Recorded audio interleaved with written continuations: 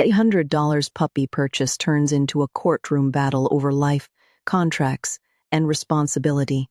When a new pet owner claims her Doberman was sick just days after buying, but the breeder refuses to take the blame. Welcome to a unique legal arena, one where the plaintiff seeks justice for a four-legged family member, and the defendant stands firm on the sanctity of a signed agreement. Today, we delve into a compelling dispute that unfolded in a courtroom, painting a vivid picture of a new pet owner's anxieties clashing with a seasoned breeder's business practices. At the heart of it all is a Doberman puppy, a suspected illness, and a contract that ultimately defines responsibility. Our story begins with Miss Hodges, an eager new owner on the 10th of October, 2014. She purchased an 8-week-old Doberman puppy from Miss Chandler, a breeder.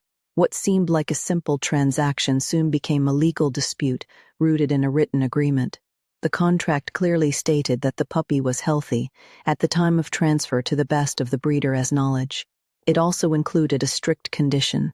If within 48 hours the buyer took the puppy to a veterinarian and proved the dog was sick at the time of purchase, the puppy could be returned and exchanged for another of equal value. However, the breeder would not be responsible for any veterinary expenses under any circumstance. Just 2 days after bringing the puppy home, Miss Hodges noticed that the puppy was weak, lethargic, and not eating properly. Concerned, she took the puppy to a vet within the 48-hour window. The diagnosis was shocking. The puppy tested positive for parvo, a dangerous and highly contagious viral disease in young dogs. Distressed, she contacted the breeder immediately, believing the puppy was already infected at the time of sale. This disagreement quickly escalated, as neither side accepted responsibility, and the matter eventually moved into court. In court, Miss Hodges presented the veterinary report confirming the parvo diagnosis. She argued that under the contract, the breeder should take responsibility for selling a sick puppy. However, Miss Chandler strongly denied this claim and defended her position. She explained that the puppy had received a parvo vaccination on the same day it was picked up. According to her, such vaccines can sometimes cause a false positive result on certain tests. To support her argument, she also presented medical records of the puppy's littermates, showing that none of them tested positive for parvo after proper waiting periods, which made widespread infection unlikely. The evidence created doubt about whether the puppy truly had parvo or was reacting to vaccination combined with stress and environmental change.